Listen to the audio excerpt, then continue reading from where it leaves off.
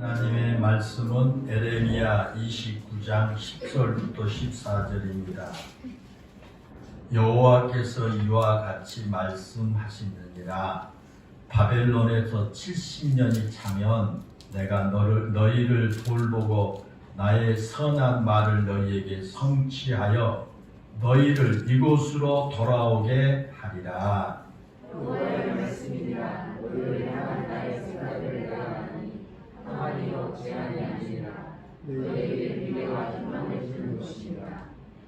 너희가 내게 부르짖으며 내게 와서 기도하면 내가 너희들의 기도를 들을 것이요. 너희가 온 마음으로 나를 구하면 나를 찾을 것이요 나를 만나리라. 14절 시작. 이것은 여호와의 말씀이니라. 나는 너희들을 만날 것이며 너희를 포로된 중에서 다시 돌아오게 하되 내가 쫓아 보내었던 나라들과 모든 곳에서 모아 사로잡혀 떠나던 그곳으로 돌아오게 하리라. 이것은 여호와의 말씀이니라. 아멘.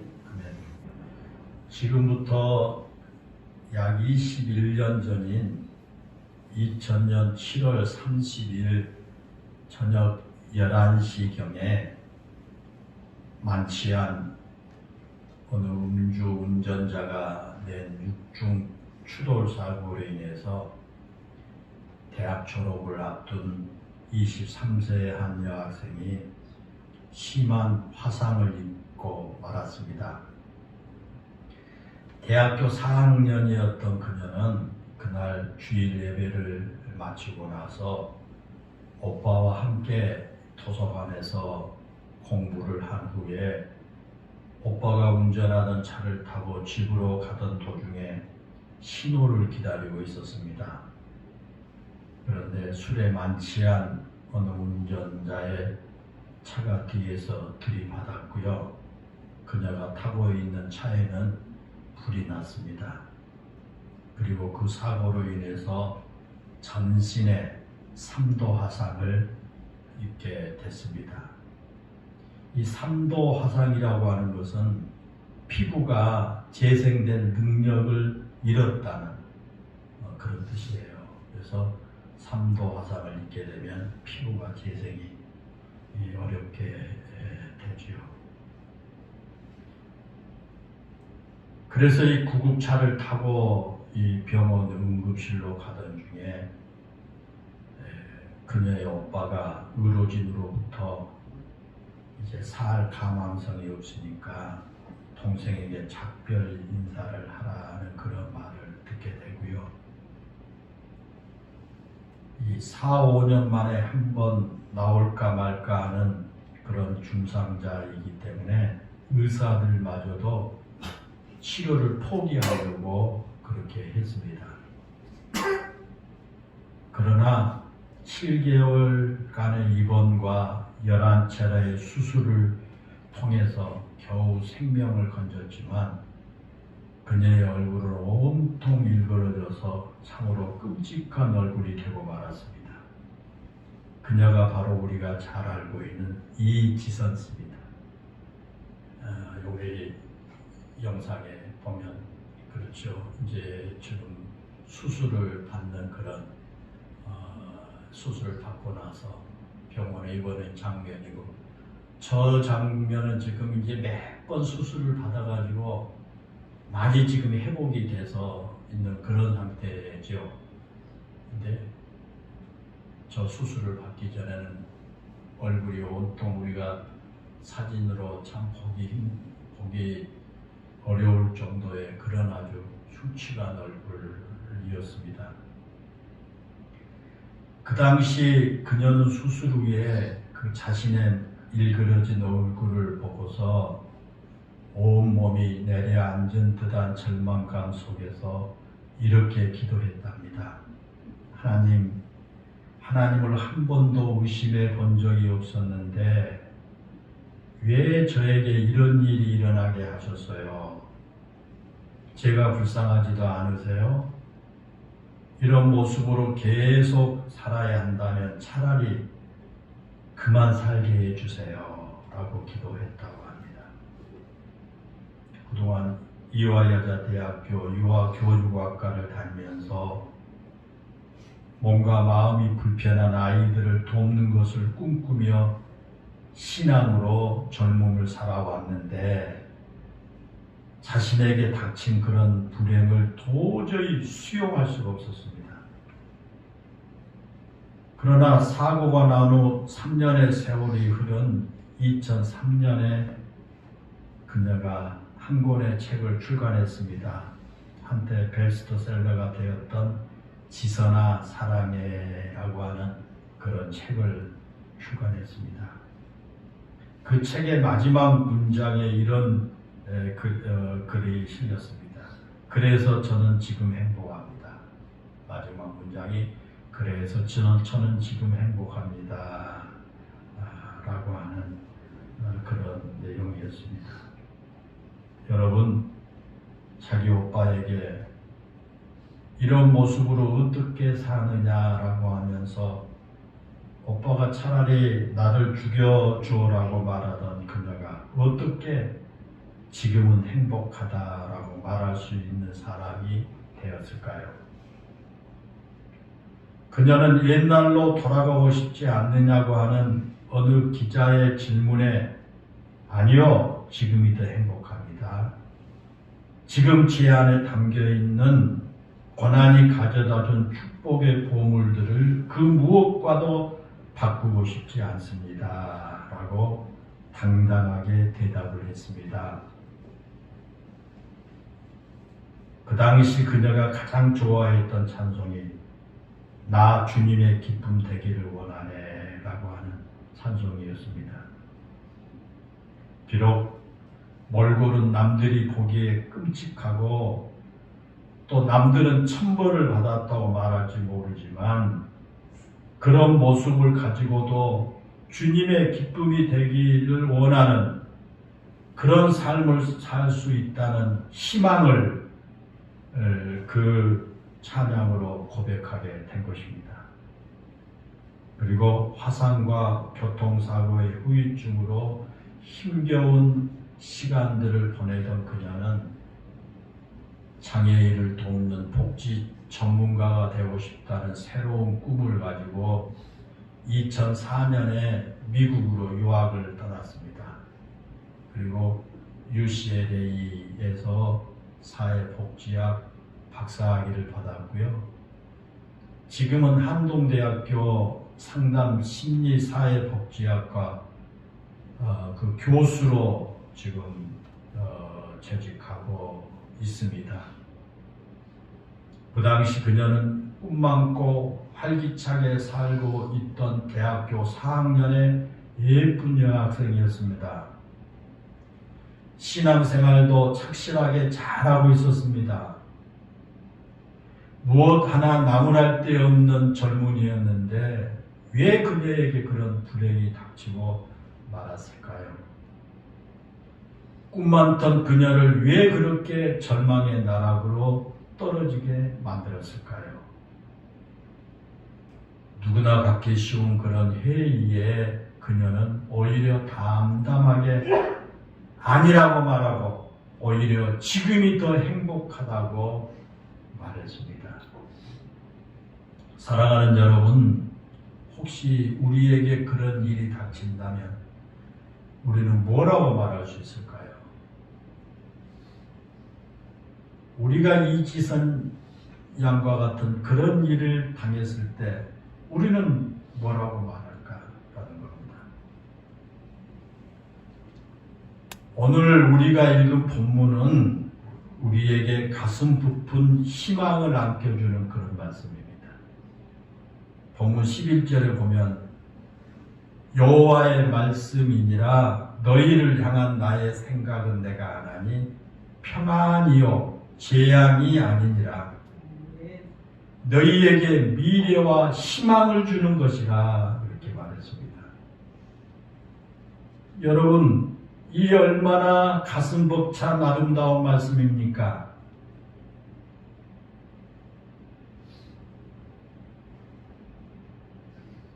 나의 생각은 너희에게 재앙이 아니요 평안이요 너희에게 미래와 희망을 주는 것이 나의 생각이다. 하나님의 말씀인데 얼마나 참 가슴 벅차고 아름다운 말씀입니까?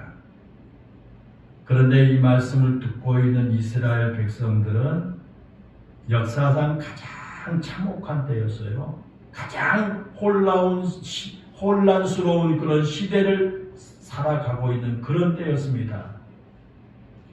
그때가 주전 6세기 말이었습니다. 그러니까 예수님이 이 땅에 오시기 한 600년 전에 있었던 일이에요.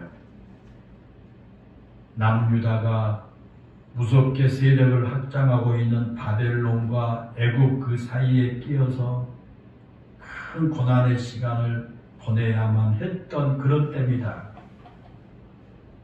그것은 바로 이 3번에 걸친 바벨론의 침공으로 인해서 남유다가 지금 매우 고통스러운 그런 혼란 가운데 보내던 그런 때에 하나님이 주신 말씀입니다. 바벨론이 남유다를 첫 번째 침공한 것은 주전 605년이었습니다. 그 당시에 아주 전통적으로 강대국이었던 애굽이 이제 신흥 국가 강대국인 바벨론의 세력의 확장을 막고자 유프라데스 강 상류에 위치한 그 갈그미스까지 군사를 이끌고 올라가서 치열한 전투를 벌입니다. 그리고 그 결과는 바벨론의 승리로 끝났습니다. 그렇게 갈그미스 전투에서 승리한 바벨론이 애굽을 비롯한 아프리카와 근동아시아 지역으로 진출하기 위한 중요한 교두보였던 이 팔레스타인 땅을 차지하기 위해서 유다를 침공한 겁니다. 그런데 그 당시 유다에는 세계 최대 강대국으로 등장한 바벨론의 그 공격을 방어할 어떤 힘도 능력도 없었습니다. 그래서 결국 유다의 왕이었던 여호와김이 바벨론의 항복의 백기를 들었습니다. 그리고 바벨론이 유다에서 다니엘을 비롯한 유능한 젊은 인재들을 포로로 끌어갔고요. 성전에 있던 기물들을 다 빼앗아갔습니다. 그리고 유다는 바벨론의 수족처럼 바벨론을 섬기는 그러한 이제 사건이 있게 되었습니다. 이것이 바벨론이 유다를 침범한 첫 번째 침공이었습니다. 그 다음에 두 번째 침공은 1차 침공이 있은 지 약 8년이 지난 주전 597년에 일어났습니다. 여호와김이 죽고 여호와긴이 유다의 왕이 되었는데 왕이 된 여호와긴이 바벨론을 배반하자 거기에 화가 난 느부갓네살이 다시 유다를 침공해 온 겁니다. 그래서 여호와긴이 왕이 된 지 불과 3개월밖에 되지 않았을 때입니다. 그렇게 바벨론이 침공해 오니까 여호와긴 왕이 애굽이 자기들을 도와줄 것으로 기대하고 대항해 보려고 했지만 애굽이 끝내 유다를 도와주지 않았습니다. 그래서 결국 여호와긴 왕이 바벨론 왕의 선처를 기대하면서 어머니와 대신들을 데리고 나가서 바벨론 왕에게 항복을 했습니다. 참으로 치욕스러운 그런 일이죠. 그러나 여호와긴의 그런 치욕은 거기서 끝나지 않았습니다. 바벨론 왕이 여호와긴 왕을 바벨론으로 끌고 갔습니다. 왕에 오른 지 석 달 만에 일어난 사건입니다. 왕뿐만 아니라 왕의 어머니와 왕비들 그리고 신복들, 방백들, 내신들까지 모조리 끌고 갔습니다. 그렇게 끌려간 권력자들이 무려 10,000명이 넘었습니다. 토목공사를 위해서 수많은 기술자들도 포로로 끌어갔습니다. 열왕기하 24장에 보면 에루살렘에 있던 모든 귀인들을 다 끌어가고 오직 가난하고 힘없는 사람들만 남게 되었다고 나와 있습니다. 그리고 왕궁과 성전에 있는 모든 값진 물건들을 다 빼앗아갔습니다. 참으로 유다의 치욕스러운 그런 날이었습니다. 그리고 세 번째 이 바벨론의 침공은 이 두 번째 침공이 있은 지 약 10년 후인 주전 588년에 있었고요.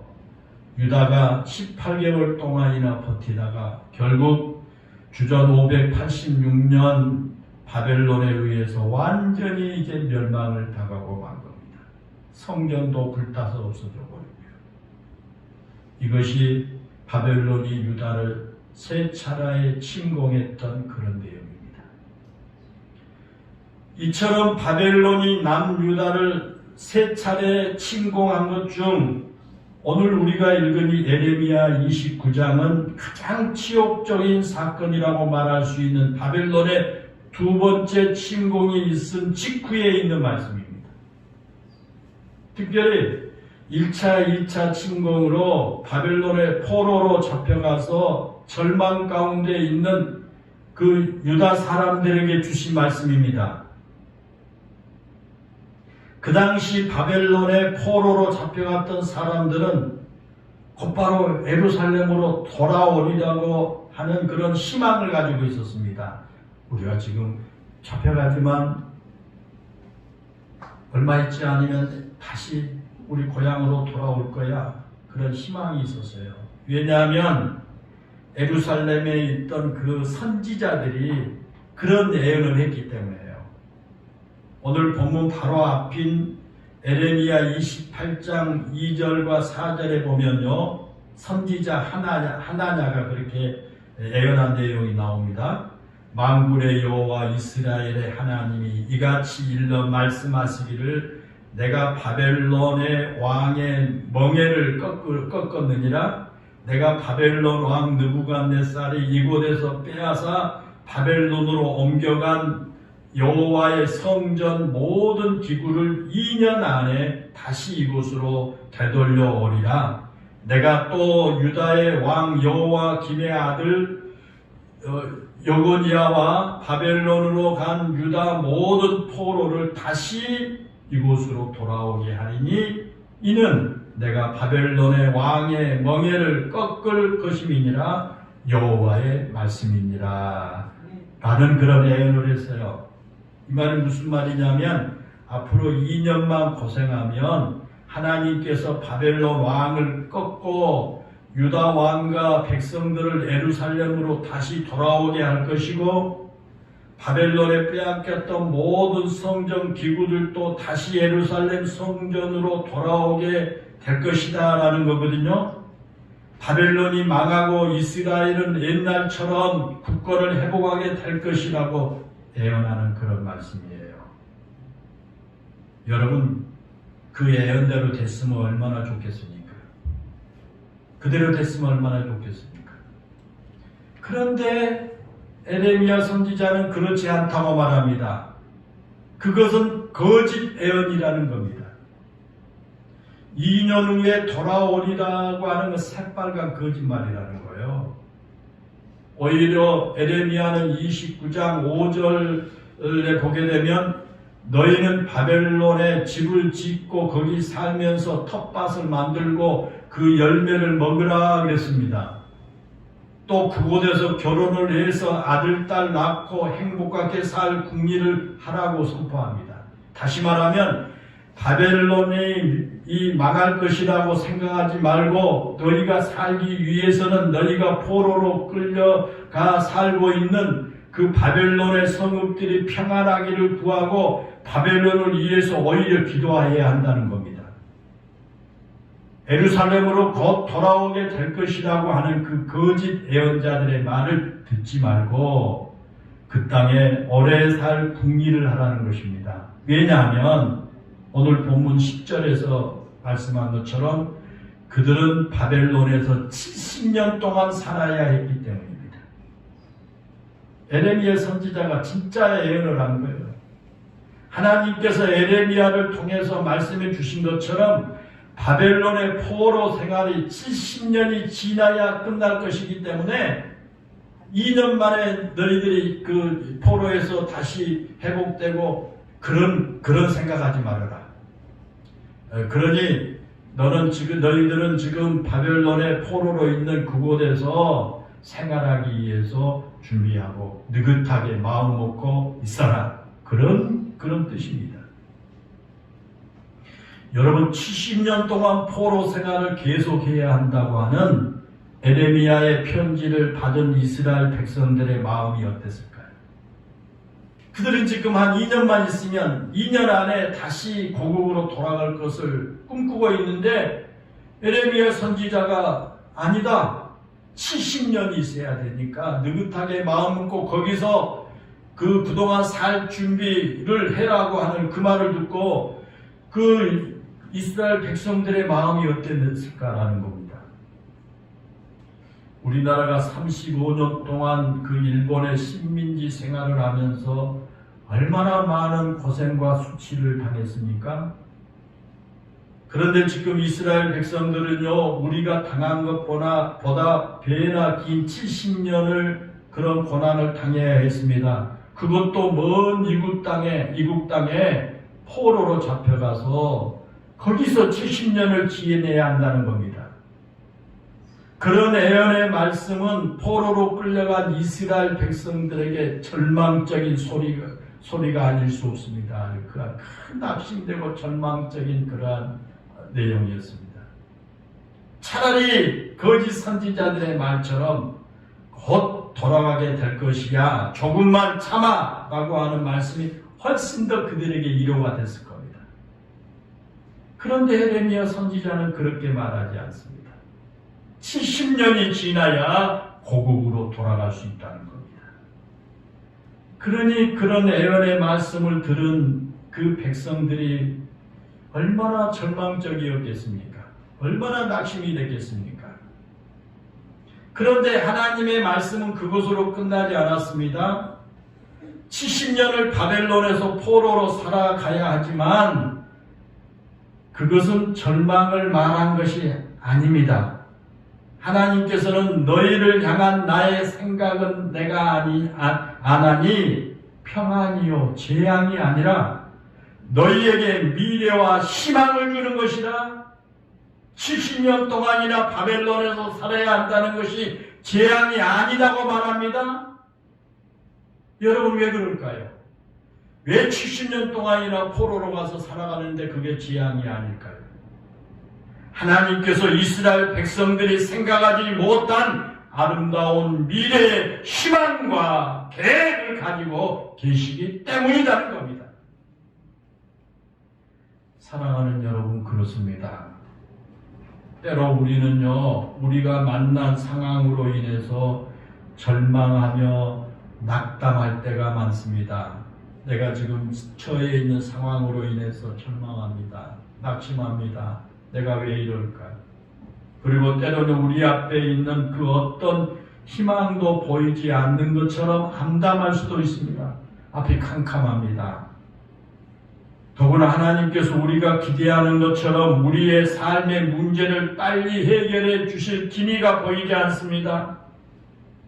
때로는 하나님께서 나를 위해 아무것도 하시지 않는 것처럼 막막하게 보일 수도 있습니다. 어디를 돌아보아도 희망이 보이지 않는 것처럼 느낄 수도 있습니다. 여러분, 그럴 때 있지 않습니까? 그럴 때 우리는 어떻게 합니까? 하나님 어디 계신가요? 하나님, 나는 어떻게 해야 하나요? 우리를 사랑하신다면 우리를 사랑하신다는 증거가 무엇인가요? 나를 사랑한다면 나 사랑한 증거 좀 보여주십시오. 우리 가정 사랑한다면 우리 가정을 사랑한 증거가 무엇입니까? 지금 이 상황에서 하나님의 생각과 계획은 무엇인가요? 라고 말하기도 합니다. 답답한 마음에 우리는 그렇게 하소연할 수도 있습니다. 그러나 여러분, 우리가 그런 불평이나 아우성 대신 조용히 하나님의 음성에 귀를 기울인다면 우리를 향한 하나님의 생각과 우리를 향한 하나님의 계획을 말씀해 주신 그 음성을 들을 수 있을 겁니다. 우리 아버지가 되시는 하나님은 우리를 사랑하십니다. 우리를 누구보다 사랑하신 하나님께서 우리의 힘든 상황에 대해 아무 대책이 없으시겠습니까? 자신의 사랑하는 백성이 고통 중에 울부짖고 있는데 하나님께서 아무 생각 없이 먼 산만 바라보고 계시겠느냐라는 것입니다. 우리가 힘들고 어려울 때 우리는 바벨론의 포로로 잡혀간 이스라엘 백성들처럼 거짓 선지자들의 현혹하는 말에 마음을 빼앗길 수가 있습니다. 그러나 우리는 우리가 듣고 싶은 말씀을 듣는 게 아니라 우리를 향한 하나님의 생각이 무엇인지, 나를 향한 하나님의 계획이 무엇인지를 들으려고 해야 할 줄 압니다. 왜냐하면 우리를 향한 하나님의 생각은 언제나 평안을 주시고자 하는 것이기 때문입니다. 지금의 상황이 아무리 힘들고 어렵더라도 우리를 향한 하나님의 계획, 나를 향한 하나님의 생각은 결코 재앙이 아니다는 겁니다. 평안이고 미래의 희망인 것입니다. 그 당시 이스라엘 백성들이 바벨론의 포로로 잡혀간 이유는 그들의 죄악에 대한 하나님의 징벌이었습니다. 하나님께서 강대국 바벨론을 자신의 책직으로 사용하셔야 할 정도로 이스라엘 백성들이 죄악에 빠져 있습니다. 하나님이 택한 백성인 하나님의 백성인데 그들이 죄악에 빠져 있어요. 그래서 하나님께서 계속해서 선지자들을 보내서 그들에게 경고하십니다. 하나님께도 하나님께 돌아오라고, 그 죄의 자리에서, 우상의 자리에서 하나님께 돌아오라고 계속 경고하셨습니다. 그런데도 그들이 돌아오지가 않아요. 그러다가 결국 하나님의 책직을 맞아야 한 겁니다. 그러나 하나님의 생각은 채찍질로 끝나지 않았습니다. 하나님의 계획은 이스라엘 백성들이 바벨론의 포로로 잡혀가 거기서 끝장내는 것이 아니었습니다. 그들을 향한 하나님의 계획은 분명했습니다. 그런데 여러분, 중요한 것은 우리를 향한 하나님의 그 계획과 하나님의 생각을 우리가 쉽게 깨닫지 못한다는 겁니다. 그렇잖아요? 내가 어려움과 환난, 고통 가운데 막 있어요. 내가 했던 일을 생각 못해요. 내가 하나님 앞에 그 행했던 죄악들은 생각을 못하고 내가 지금 당하고 있는 고통과 고난만 생각하면서 우리는 불평하고 낙심하고 실망합니다. 하나님께서 지금 나를 향해서 어떤 생각을 가지고 계신가 깨닫지를 못해요. 그래서 우리는 하나님의 선한 그 계획이 있음을 알면서도 자주 낙심하고 불평합니다.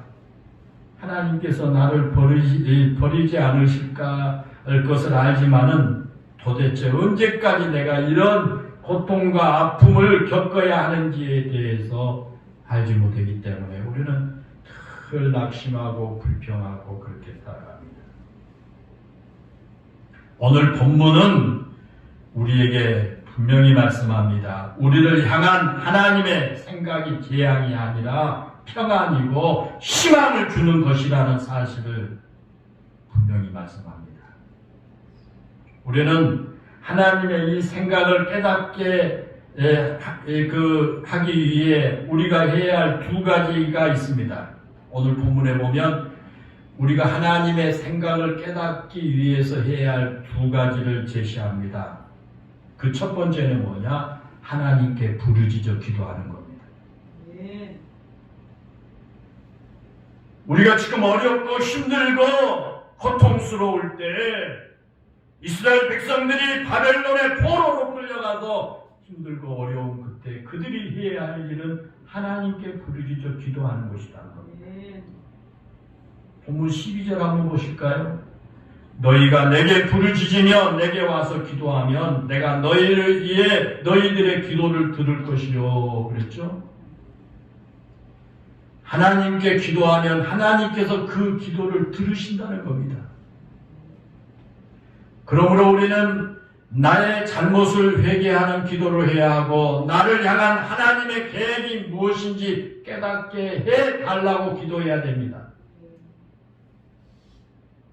오늘날 우리의 마음이나 우리의 생각은 이 세상의 것들로 너무 오염되어 있습니다. 그래서 하나님의 음성이 잘 들리지 않고요. 하나님의 마음을 깨닫지 못합니다. 또 하나님의 마음을 알려고 하지도 않습니다. 이 세상에 이러한 모든 것들로 우리 마음이 오염되어 있기 때문에 그렇습니다. 그런 오염된 나의 마음을 회개하는 기도로 정결하게 씻어내고 온전히 하나님의 음성의 귀를 기울인다면 나를 향한 하나님의 생각을 깨닫게 될 줄로 믿습니다. 기도해야 됩니다. 기도하면서 내 자신을 되돌아보고 하나님 앞에 회개하고 하나님이 나를 향한 계획과 그 뜻과 생각을 찾으면서 하나님의 음성의 귀를 기울여야 된다라는 겁니다. 또 하나 그런 상황에서 우리가 해야 할 일, 두 번째는 본문에 보면 전심으로 하나님을 찾는 겁니다. 그럴 때일수록 하나님 찾아야 됩니다. 13절 보십시오. 너희가 온 마음으로 나를 구하면 나를 찾을 것이요 나를 만나리라 그랬습니다. 여러분 그렇습니다. 우리는 간절한 마음으로 하나님을 찾아야 합니다. 우리의 희망이 오직 하나님께 있음을 알고 하나님을 찾아야 합니다. 나에게 어렵고 힘들고 고달픈 일이 있을수록 하나님 찾아야 합니다. 하나님을 만나야 문제가 해결됨을 알고 하나님을 만나기 위해서 노력해야 할 줄로 믿습니다. 성경을 통해서 우리가 잘 아는 것처럼 야곱이 하란에서 20년 동안 고생하면서 대가족을 이루게 되었고요. 큰 부자가 돼가지고 자기 고향으로 돌아가지 않았습니까? 그런데 고향에 도착하기도 전에 형 에서가 군사 400명을 이끌고 자신을 맞으러 온다는 소식을 듣고 겁이 났습니다. 20년 전에 자신을 죽이겠다고 했던 그 형이 자신에게 복수할까 봐서 두려워가지고 겁이 난 겁니다. 그때 야곱이 어떻게 했습니까? 그때 야곱이 할 수 있는 것은 아무것도 없었습니다. 이런저런 대책을 마련해 보았지만 그것으로 대책이 되지를 않았습니다. 그래서 결국 야곱이 하나님을 만나는 것 밖에 방법이 없다는 것을 알고요. 자기 재산과 가족들을 모두 야복강을 건너게 한 후에 홀로 하나님께 기도하지요. 그렇게 밤새도록 천사와 씨름을 하면서 기도한 후에 하나님을 만나고요. 하나님으로부터 이스라엘이라고 하는 새로운 이름을 이제 받게 됩니다. 하나님을 거기서 만난 후에 야곱의 모든 문제가 하루아침에 깨끗하게 해결됐습니다. 그 다음날 형 에서를 만났을 때는 전혀 두려움이 없었고요. 형의 얼굴을 하나님의 얼굴을 뵙는 것처럼 감격스럽게 만날 수 있었다라는 것입니다. 여러분 그렇습니다. 해답은 하나님께 있습니다. 하나님을 만나니까 해결됐습니다. 하나님만이 우리의 삶의 해결입니다. 그래서 하나님을 만나면 문제가 해결됩니다.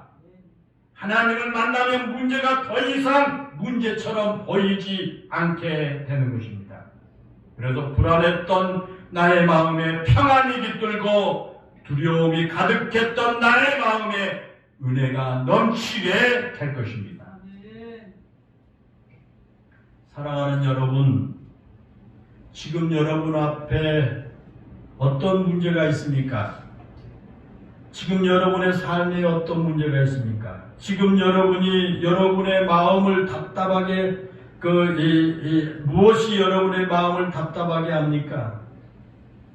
지금 도저히 여러분의 힘으로 풀 수 없는 고통스러운 문제는 또 무엇입니까? 무엇이 여러분을 고통스럽게 만듭니까? 무엇이 여러분을 지금 답답하게 합니까? 그 문제를 해결할 수 있는 방법이 무엇이라고 생각합니까? 어떻게 해야 여러분의 그 답답한 문제, 여러분의 그 고통스러운 문제, 여러분 앞에 놓여있는 그런 문제들을 어떻게 해야 해결할 수 있다고 생각합니까?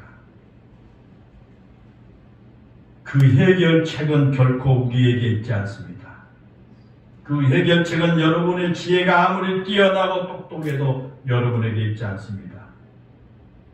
때로는 그 해결책이 우리가 기대한 것처럼 빨리 나오지 않을 수도 있습니다. 그러나 여러분, 우리는 그리스도인으로서 믿음의 사람들로서 기억해야 할 것은 해결책이 전혀 없는 것이 아니다고 하는 사실입니다. 그 해결하는 방법이 없는 것도 아닙니다. 모든 문제 해결은 우리 하나님께 있습니다. 하나님만이 나의 모든 문제의 해답이신 줄로 믿습니다. 내 개인의 삶에도 그러고 우리의 가정도 그렇고 나라와 민족도 그렇습니다. 우리가 함께 중보기도 했지만은 지금 우리는 1년 반이 넘는 기간 동안 코로나 바이러스로 인해서 힘든 삶을 살아가고 있지 않습니까? 너무너무 힘든 시간들을 보냅니다. 특히 자영업을 하신 분들 정말 너무너무 힘듭니다. 명동 쪽에 한번 나가보니까요, 진짜로 한 40% 정도는 가게들이 문을 닫은 것입니다. 썰렁합니다. 처음에 우리는 몇 달만 있으면 코로나 바이러스가 끝날 줄 알았습니다. 그렇잖아요. 그런데 그 기간이 너무 오래 지속되고 있고요. 또 언제 끝날지도 모릅니다. 어쩌면 이 코로나 바이러스는 사라지는 것이 아니라 우리가 계속해서 함께 가야 한다고 말하기도 합니다. 그래서 코로나의 종식이 아니라 코로나와 함께 가야 하는 워드 코로나라고 하는 그런 말이 나오고 워드 코로나로 전환해야 할 준비를 하고 있지 않습니까? 11월 달부터는 워드 코로나로 전환하기 위해서 준비하고 있다고 하는 발표도 우리가 들었습니다. 암담합니다. 갈수록 어렵습니다. 또 내년 우리 3월에는 대통령 선거가 있지 않습니까? 그래서 지금 후보들을 검증하고 있습니다. 그런데 들으면 들을수록 우리에게 희망을 주는 이야기가 없습니다. 보도를 통해서 정치권의 이야기를 듣고 있으면 가슴만 답답합니다. 그래서 뉴스도 잘 안 봅니다. 여러분, 새로운 지도자, 새로운 대통령이 세워진다고 해서 지금 우리가 겪고 있는 문제가 해결될까요? 새로운 지도자, 새로운 대통령이 세워진다고 해서 답답한 우리의 마음이 시원해질까요? 결코 그렇지 않습니다. 사람에게 해답이 있는 것이 아닙니다. 상황이 변한다고 해답이 자연스럽게 찾아온 것도 아닙니다. 우리가 하나님을 찾아야 하고 내가 하나님을 만나야 합니다.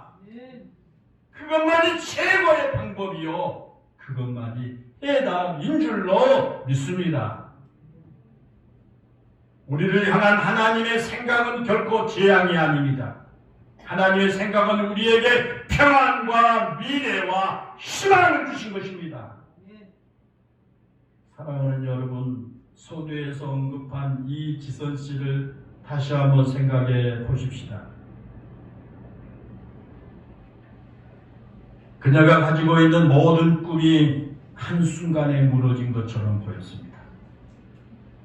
교통사고가 나는 순간 그동안 준비한 모든 것이 물거품처럼 되어버렸습니다. 그러나 그녀는 하나님을 붙들었습니다. 그리고 하나님을 만났습니다. 끔찍한 사고를 당한 후에 상황은 달라진 게 없었습니다. 그러나 그녀 자신이 달라졌습니다. 사람들은 모두가 그녀를 바라보면서 절망이라고 말하지만 하나님 안에 있는 그녀는 절망이 아니라 감사요 행복이라고 고백했습니다. 그것이 바로 여러분 믿음입니다. 그것이 바로 우리를 향한 하나님의 생각을 받아들인 결과인 줄로 믿습니다. 사랑하는 성도 여러분, 아무리 어렵고 힘들고 마음이 답답하고 고통스럽더라도 여러분 결코 낙심하지 마시기 바랍니다. 하나님께 기도하고 하나님을 찾아 만나심으로 여러분을 향한 하나님의 생각을 깨달으시기를 바랍니다. 여러분의 생각과 너무도 다른 크고 신비로운 하나님의 생각을 깨닫고 하나님께 여러분의 삶을 온전히 맡기고 사시기를 바랍니다. 그러면 하나님께서 여러분을 최선의 길로 이끌어 주실 겁니다. 우리 하나님의 생각은 재앙이 아니요 평안과 미래와 희망을 주신 것이라는 것을 잊지 않는 여러분 모두가 되시기를 주의 이름으로 축원합니다. 기도하겠습니다.